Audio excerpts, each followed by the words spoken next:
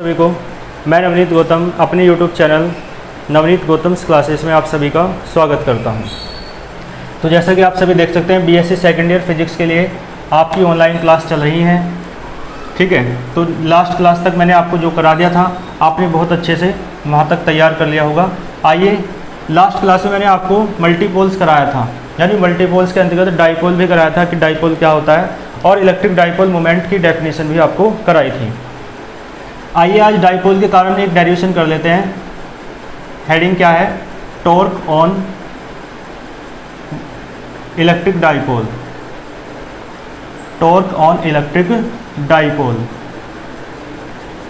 Clear है। और कहाँ इलेक्ट्रिक डाइपोल जो है ये वो कहाँ रखा है? Placed in uniform electric field. Placed in uniform electric field, Hindi में क्या कहेंगे इसे? इलेक्ट्रिक डाइपोल को मैंने बताया होगा कि इसे वैद्युत द्विध्रुव कहा जाता है, ठीक है। और टॉर्क को कहा जाता है बल आघूर्ण, ठीक है, बल आघूर्ण, क्लियर है। तो कहने का मतलब है एक समान वैद्युत क्षेत्र में रखे वैद्युत द्विध्रुव पर लगने वाला बल आघूर्ण या बल युग्म आघूर्ण, ठीक है, उस तरीके का डेरिवेशन है। तो यानी टॉर्क यानी बल आघूर्ण या बल युग्म आघूर्ण, इलेक्ट्रिक डाइपोल यानी वैद्युत द्विध्रुव, और प्लेस्ड माने रखा है, कहाँ रखा है? इन यूनिफॉर्म इलेक्ट्रिक फील्ड, यानी एक समान वैद्युत क्षेत्र, क्लियर है। एक समान वैद्युत क्षेत्र में रखे, एक समान वैद्युत क्षेत्र में रखे वैद्युत द्विध्रुव पर लगने वाला बल युग्म या बल आघूर्ण, ठीक है। यानी टॉर्क निकालना है, बल आघूर्ण निकालना है किसी डाइपोल पर जो लग रहा है बल आघूर्ण या टॉर्क, और कहाँ रखा है डाइपोल? यूनिफॉर्म इलेक्ट्रिक फील्ड में रखा है। आइए देख लेते हैं डेरिवेशन। बहुत अच्छा डेरिवेशन है ये, 12th में भी आपने पढ़ा होगा। इस तरीके से ये क्या है? इलेक्ट्रिक फील्ड लाइन्स हैं, है ना। इलेक्ट्रिक फील्ड लाइन्स यानी वैद्युत बल रेखाएं, और ये समांतर हैं यानी पैरेलल हैं, समदूरस्थ अर्थात इक्विडिस्टेंट है, और साथ में स्ट्रेट हैं, सीधी हैं। तो ये किसे डिनोट करेंगी? यूनिफॉर्म इलेक्ट्रिक फील्ड को, एक समान वैद्युत क्षेत्र को प्रदर्शित करेंगी। और एक डाइपोल रखा है, देखो इस तरीके से रखेंगे, डाइपोल तिरछा रखना है ना, इस तरीके से डाइपोल है आपका। और डाइपोल में आप जानते हैं दो पोल होते हैं, दो आवेश होते हैं, दो पॉइंट चार्ज होते हैं। एक तो होता है माइनस का और एक होता है प्लस का। बीच में इनका सेंटर होता है, सेंटर को किससे डिनोट कर सकते हैं? ओ से। आपको पता है माइनस क्यू चार्ज होगा यहाँ, और यहाँ प्लस क्यू चार्ज होगा, ठीक है। सेंटर से लेकर माइनस क्यू चार्ज तक की डिस्टेंस भी एल है, और सेंटर से लेकर प्लस क्यू चार्ज तक की डिस्टेंस भी एल होती है ना। इस तरीके से मिला लो जिससे एक राइट एंगल ट्राइंगल बन जाए, यानी समकोण त्रिभुज बन जाए, क्योंकि 90 डिग्री का एंगल बन रहा है ना यहाँ पे, इसलिए, ठीक है। इसे नाम दे सकते हो ए, है ना, बी, और इस पॉइंट को नाम दे सकते हो सी, क्लियर है। आप एक बार बताओ, इलेक्ट्रिक फील्ड लाइंस जो है वैद्युत बल रेखाएं, वो धनावेश से निकलती हैं यानी पॉजिटिव चार्ज से निकलती हैं, और इधर जा रही है, तो इधर क्या होगा? एक तरीके से मान के चल सकते हो, इधर क्या होगा? निगेटिव चार्ज, ठीक है। बात समझ में आ रही है? चलो, तो एक बार बताओ, ये पॉजिटिव चार्ज है, इस पर जो फोर्स लगेगा, इलेक्ट्रोस्टैटिक फोर्स, वैद्युत बल, वो इस दिशा में लगेगा, माइनस की तरफ, है ना, इस तरीके से एफ, वेक्टर एफ, ठीक है। और आप जानते हैं ई बराबर क्या होता है? एफ अपॉन क्यू नोट होता है, लेकिन यहाँ तो क्यू है, तो देखो एफ बराबर क्या आ जाएगा? क्यू इंटू ई। तो वेक्टर एफ जो है वो क्या हो जाएगा? Q into vector E. क्योंकि वेक्टर क्यों लग रहा है दोनों पे? क्योंकि इलेक्ट्रिक फील्ड इंटेंसिटी, वैद्युत क्षेत्र की तीव्रता भी क्या है? सदिश राशि है, वेक्टर क्वांटिटी है, और फोर्स यानी बल भी क्या है? सदिश राशि है, वेक्टर क्वांटिटी है, ठीक है। तो देखो इस पे जो फोर्स लगेगा वो भी इस तरफ लग जाएगा, क्योंकि माइनस का है, प्लस की तरफ लगेगा फोर्स, और ये फोर्स भी कितना होगा? इतना ही हो जाएगा, क्यू इंटू वेक्टर ई, ठीक है। माइनस लेते नहीं है, मैग्नीट्यूड लेते हैं केवल, यानी परिमाण लेते हैं, है ना, इस सूत्र में। यहाँ तक डेरिवेशन समझ में आ रहा है? ठीक है। तो देखो टॉर्क लगेगा इस पर, टॉर्क यानी टॉर्क कहते हैं कपल ऑफ फोर्स, भाई बल आघूर्ण या बल युग्म आघूर्ण बोलते हैं। तो कपल यानी बल का युग्म है, जोड़ा है, दो बल हैं, इसका मतलब कपल ऑफ फोर्स, यानी दो बल हैं, एक फोर्स एरा और एक फोर्स एरा। मान लो आप इसे F1 मान सकते हो और इसे F2 मान सकते हो, ठीक है। लेकिन दोनों का जो मैग्नीट्यूड है, F1 भी QE है, F2 भी QE है, दोनों का मैग्नीट्यूड, दोनों का परिमाण कैसा है, सेम है, समान है। क्लियर है। तो देखो जैसा इसमें डायग्राम में दिख रहा है वैसे ही आप लैंग्वेज लिख लेंगे। बाकी PDF नोट्स आपको ग्रुप में मिलते रहेंगे। वीडियो के डिस्क्रिप्शन बॉक्स में ग्रुप का, व्हाट्सएप ग्रुप का लिंक है, आप वहाँ से जा करके ज्वाइन हो सकते हैं ना। तो देखो ध्यान दो, जैसा डायग्राम में आपको दिख रहा है बिल्कुल वैसा ही लिखना है ना। तो क्या है, माना, एक बार मैं हिंदी में बोल देता हूँ। माना कोई वैद्युत द्विध्रुव है जिसके आवेश -q तथा +q है तथा जिसकी लंबाई 2l है, क्योंकि कुछ स्टूडेंट हिंदी मीडियम वाले भी होते हैं, ठीक है। यह द्विध्रुव एक समान वैद्युत क्षेत्र वेक्टर ई में रखा है, वेक्टर ई में थीटा कोण पर रखा है। कितने कोण पर रखा है, थीटा कोण पर, ठीक है। कितना कोण बन रहा है, थीटा, एंगल कितना है, थीटा। फिर कहेंगे बल की बात कर लेते हैं ना। तो बल की बात तभी करेंगे, छोड़ो, है ना, बस इतनी ही लैंग्वेज पर्याप्त है। तो एक बार इंग्लिश में सुन लीजिए। Let us consider an electric dipole of charges -q and +q and length 2l is placed at theta angle in uniform electric field. Theta angle पर रखा है कहाँ, यूनिफॉर्म इलेक्ट्रिक फील्ड में, in uniform electric field vector E. Clear है। चलो then इसके बाद देखो जो मैं बात कहना चाह रहा हूँ डेरिवेशन की, आपको टॉर्क निकालना है, टॉर्क। और टॉर्क जो होता है ना, यानी बलाघूर्ण, उसका फॉर्मूला होता है tau is equals to F × R, यानी torque is equals to force into perpendicular distance, यानी बलाघूर्ण बराबर बल गुना लंबवत दूरी। आपके सूत्र याद होगा। तो देन आपको फोर्स, वो टॉर्क निकालना है तो पहले फोर्स निकालना पड़ेगा। तो पहले फोर्स ही निकाल लेते हैं। तो देन फोर्स, है ना, और फोर्स किस पे, फोर्स ऑन चार्ज, ये डाइपोल पर लगने वाला फोर्स, और डाइपोल के भी किसी एक चार्ज पर लगने वाला फोर्स है ना। तो फोर्स कौन सा है, इलेक्ट्रोस्टैटिक फोर्स, ठीक है। तो देखो +q पे लगने वाला फोर्स और फिर -q पे लगने वाला फोर्स। तो देन फोर्स ऑन +q, ठीक है। +q पे जो फोर्स लगेगा वो कितना हो जाएगा, और -q, दोनों को एक साथ निकाल लेते हैं। आपको पता है F1 है +q पर लगने वाला, F2 है -q पर लगने वाला, और दोनों मैग्नीट्यूड में कितने हैं, q × e। इसलिए वेक्टर नहीं लिया क्योंकि दोनों का मैग्नीट्यूड देखे हैं। तो F1 या F2 दोनों किसके बराबर हैं, q × e के बराबर हैं। क्लियर है। चलो फोर्स की बात कर ली, अब टॉर्क निकाल देते हैं बस। तो देखो टॉर्क, और टॉर्क किस पर लग रहा है, ऑन इलेक्ट्रिक डाइपोल, यानी वैद्युत द्विध्रुव पर लग रहा है। तो टॉर्क बलाघूर्ण लग रहा है, तो टॉर्क ऑन इलेक्ट्रिक डाइपोल। तो देखो आप जानते हैं टॉर्क को टो से डिनोट करते हैं, बलाघूर्ण को टो से डिनोट करते हैं, और इसका फॉर्मूला होता है फोर्स इंटू परपेंडिकुलर डिस्टेंस, यानी बल गुना लंबवत दूरी। तो देखो जो फोर्स है वो तो या तो F1 ले लो या F2 लिख लो। तो F1 और F2 और multiplied by perpendicular distance. Perpendicular distance बताओ कितनी है, परपेंडिकुलर, देखो इलेक्ट्रिक फील्ड तो इस तरीके से, परपेंडिकुलर डिस्टेंस ये वाली है 90 डिग्री एंगल बनाते हुए, कितनी है, BC, ठीक है, कितनी है, BC। तो एक काम करेंगे, BC की वैल्यू निकाल लेंगे साइड में, ठीक है। इस ट्राइंगल का नाम क्या है, इन ट्राइंगल, क्या नाम है इसका, ABC, इन ट्राइंगल ABC। इस ट्राइंगल में आप देखो आपको परपेंडिकुलर निकालना है, यानी BC निकालना है, तो आपको क्या करना पड़ेगा, यदि आपको BC यहाँ पे निकालना है तो ये तो लंब है यानी परपेंडिकुलर है, और हाइपोटेनियस कितना है आपका, क्योंकि एंगल के सामने वाला परपेंडिकुलर होता है, ये बेस है और ये हाइपोटेनियस है। तो देखो परपेंडिकुलर अपॉन हाइपोटेनियस लगा लो,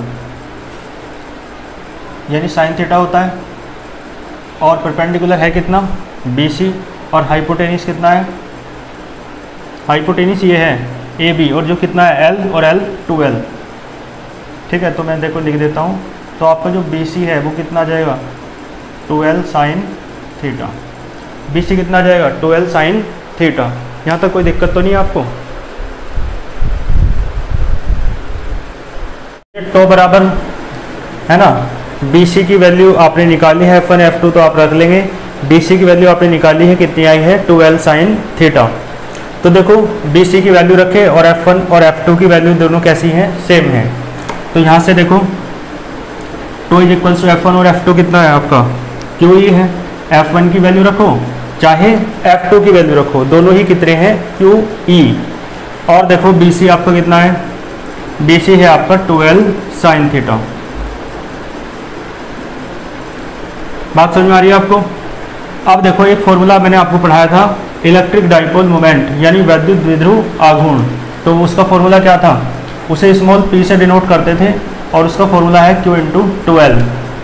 ठीक है, जो q है वो मैग्नीट्यूड है, देखो दो चार्ज है ना डाइपोल में, दो चार्ज है, तो आप माइनस क्यू का मैग्नीट्यूड लोगे परिमाण लोगे तो भी q आएगा, आप प्लस क्यू का मैग्नीट्यूड लोगे परिमाण लोगे तो भी q आएगा। तो q क्या है, मैग्नीट्यूड है दोनों में से किसी एक चार्ज का।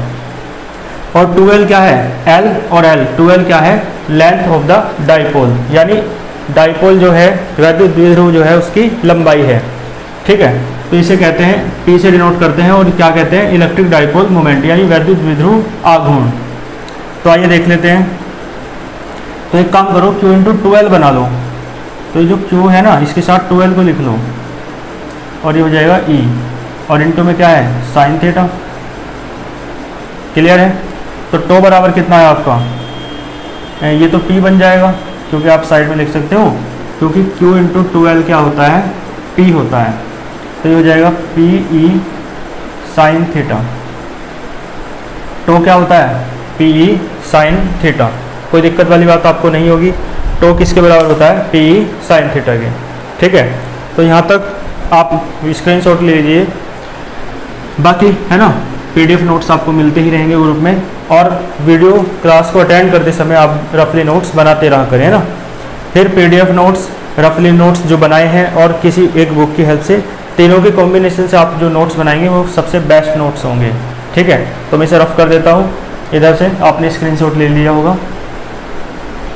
तो देखो बात अब क्या करनी है, ये डेरिवेशन आपका हो गया है वैसे तो, लेकिन इसकी वेक्टर फॉर्म और देख लेते हैं। आपको पता है इलेक्ट्रिक डाइपोल मोमेंट जो है वो एक वेक्टर क्वांटिटी है। क्या है, एक सदिश राशि है, तो इसका सदिश रूप होगा यानी वेक्टर क्वांटिटी होगी। तो देखो वेक्टर क्वांटिटी देख लेते हैं, तो ये तो डेरिवेशन हो ही गया है ना। तो देखो वेक्टर फॉर्म, वेक्टर फॉर्म। ठीक है, तो देखो टो किसके बराबर है पी ई साइन थीटा के, तो ये हो जाएगा vector p cross vector e। क्यों, क्योंकि आप जानते हैं साइड में लिख सकते हो, बिकॉज आप एक फॉर्मूला जानते हो ए बी साइन थीटा, ये किसके बराबर होता है, ये होता है vector a cross vector b के बराबर, है ना। तो इसी आधार पे a की जगह p है और b की जगह e है, तो टो क्या हो जाएगा vector p cross vector e। ये इसके क्या है वेक्टर फॉर्म है। हाँ देखो कुछ केस देख लेते हैं इसके, यानी जब डाइपोल कैसा रखा हो परपेंडिकुलरली रखा हो, है ना, तो when the dipole is placed perpendicularly. कैसा रखा है डाइपोल, वो डाइपोल तो थीटा एंगल पे रखा था ना, लेकिन डाइपोल कैसा रखा हो परपेंडिकुलरली।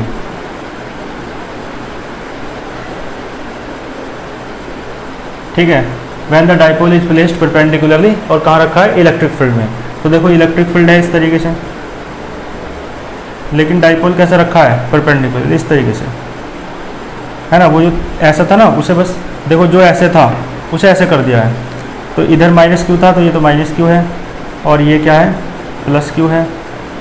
ठीक है, तो थीटा अब कितना हो जाएगा, थीटा 90 डिग्री हो जाएगा, नहीं बीच में सेंटर है, तो थीटा कितना हो जाएगा 90 डिग्री। ठीक है, क्योंकि थीटा जो है ना जो एंगल है वो पी के और ई के बीच का है, और पी की जो डायरेक्शन है आपको पता होनी चाहिए, वो होती है माइनस चार्ज से प्लस चार्ज की ओर।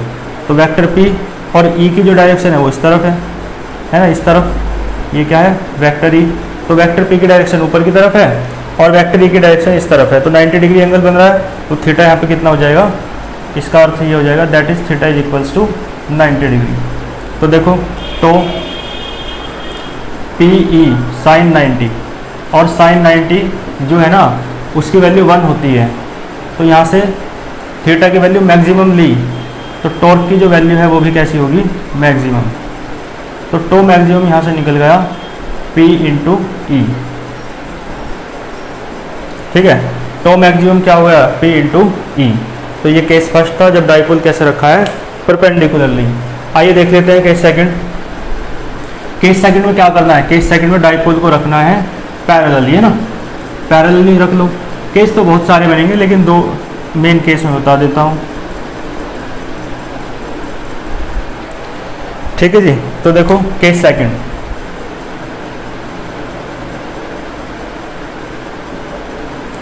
तो देखो केस सेकंड किस तरीके से हो जाएगा, व्हेन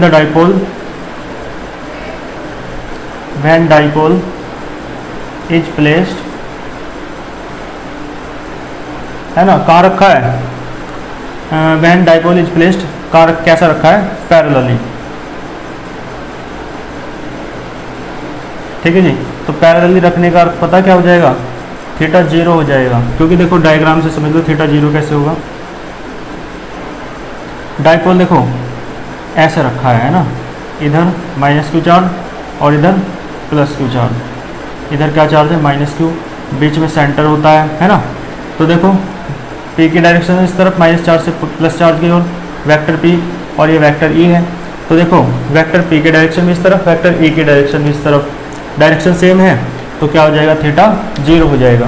तो आप बताएं इसकी वैल्यू क्या आएगी, है ना। ये थोड़ा इस तरीके से हो रहा है, एक मिनट रुकिए जरा, अब दिख रहा है, चलो। तो ये क्या हो जाएगा, थीटा 0 हो जाएगा, तो टो कितना हो जाएगा, पी ई साइन 0, और साइन 0 की वैल्यू क्या होती है, 0। तो जो आपका टो आया ना, और ये मिनिमम है क्योंकि थीटा की वैल्यू मिनिमम ली, तो आपकी टॉर्क की वैल्यू भी कैसे आएगी, मिनिमम। तो जो टॉर्क है आपका वो कैसा आया, मिनिमम, वो मैक्सिमम के लिए था और ये मिनिमम के लिए हो गया है, कोई दिक्कत वाली बात नहीं होगी। तो दोनों केस मैंने आपको बताए, मैक्सिमम कब होगा और मिनिमम कब होगा। एक परपेंडिकुलरली है यानी थीटा 90 है, और दूसरे में थीटा 0 है यानी पैरेलली है। क्लियर है, चलो ठीक है। एक बात और आती है, देखो वो भी मैं करा देता हूँ, इसे आप स्क्रीनशॉट ले लीजिएगा। देखो ये जो टो बराबर पी ई साइन थीटा वाला फॉर्मूला है, इसकी हेल्प से डेफिनेशन लिखने के लिए आती है, किसकी, देखो डाइपोल मोमेंट की। डाइपोल मोमेंट पी होता है ना, तो कहने का मतलब है, हेडिंग क्या हो जाएगी, डेफिनेशन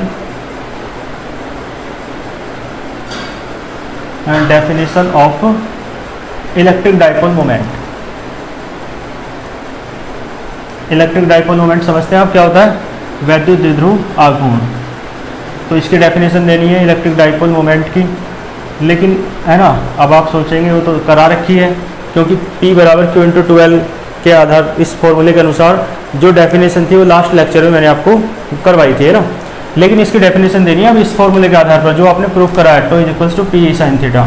तो कहेंगे ऑन द बेसिस ऑफ, किसके बेस पर, on the basis of torque formula. ये जो टॉर्क का फॉर्मूला है ना, इसके बेस पर, ठीक है।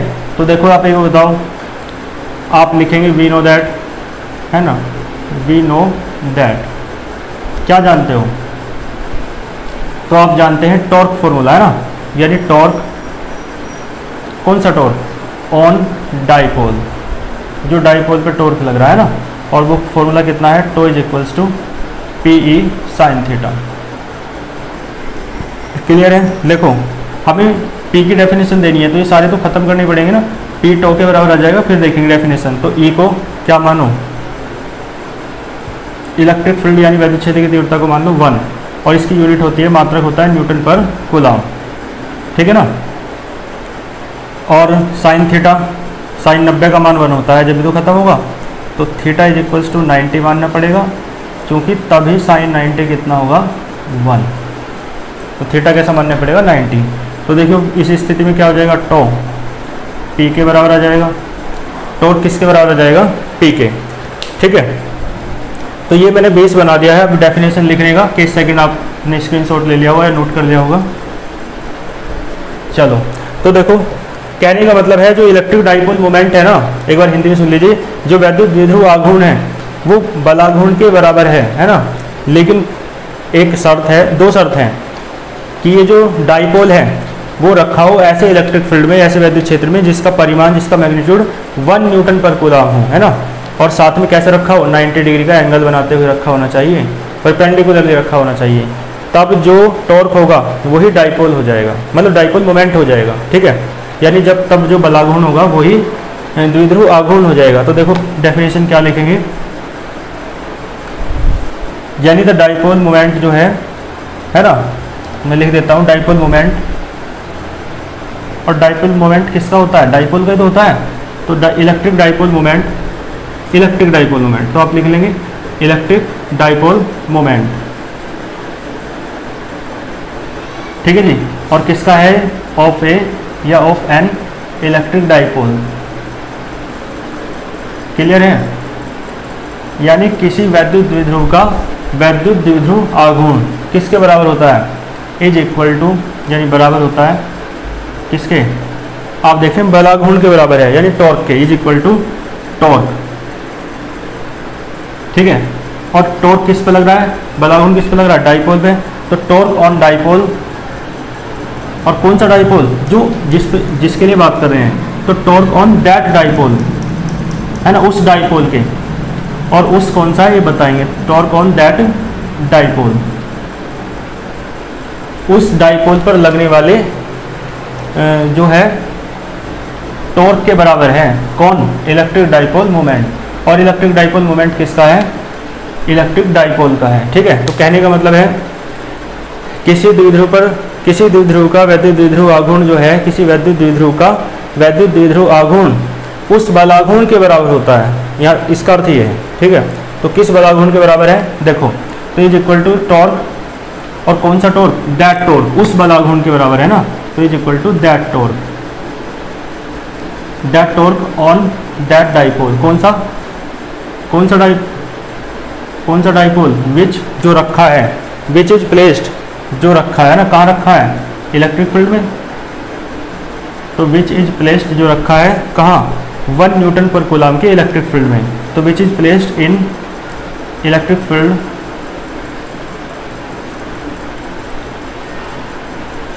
ऑफ 1 न्यूटन पर कूलम, ये यूनिट इलेक्ट्रिक फील्ड भी कह सकते हो। और कैसा रखा है, 90 डिग्री एंगल बनाते हुए, यानी परपेंडिकुलरली, क्लियर है। तो कहने का मतलब है जो इलेक्ट्रिक डाइपोल मोमेंट है वो उस टॉर्क के बराबर होता है, जो इलेक्ट्रिक डाइपोल मोमेंट है किसी इलेक्ट्रिक डाइपोल का वो उस टॉर्क के बराबर होता है ना, जो डाइपोल पर लगता है ना। और कौन सा डाइपोल है, which is placed in electric field, जो इलेक्ट्रिक फील्ड में रखा है, 1 न्यूटन पर कूलम के इलेक्ट्रिक फील्ड में रखा है, उस डाइपोल पर लगने वाले टॉर्क के बराबर है, ठीक है। जो परपेंडिकुलरली रखा है उस डाइपोल पर लगने वाले टॉर्क के बराबर है, ठीक है। तो कहने का मतलब इसका हिंदी ये हो जाएगी, किसी वैद्युत द्विध्रुव का वैद्युत द्विध्रुव आघूर्ण उस बलाघूर्ण के बराबर होता है ना, जो एकांक वैद्युत क्षेत्र में लंबवत रखे वैद्युत द्विध्रुव पर लगता है। बात समझ में आई, तो इसे आप कर लेंगे। मैंने बहुत अच्छे से हिंदी और इंग्लिश दोनों का प्रयोग करते हुए आपको समझाने का प्रयास किया है, आपको समझ में आया होगा। ये डेरिवेशन मैंने आपको कराया, उसकी वेक्टर फॉर्म कराई, 2 केस कराए है ना, और इसकी डेफिनेशन मैंने आपको करा दी है। इसकी हेल्प से डाइपोल मोमेंट की डेफिनेशन किसकी हेल्प से, टॉर्क फॉर्मूले की हेल्प से। तो यहाँ तक आप बहुत अच्छे से कर लेना, फिर नेक्स्ट वीडियो में है ना मिलेंगे। यहाँ तक आपको दिख नहीं रहा, थोड़ा अब दिख रहा है, ठीक है ना। तो यहाँ तक बहुत अच्छे से आप तैयार कर लीजिएगा, और फिर नेक्स्ट वीडियो में मिलते हैं। बहुत अच्छे से पढ़ते रहिए, साथ के साथ तैयार करते रहिए। All the very best.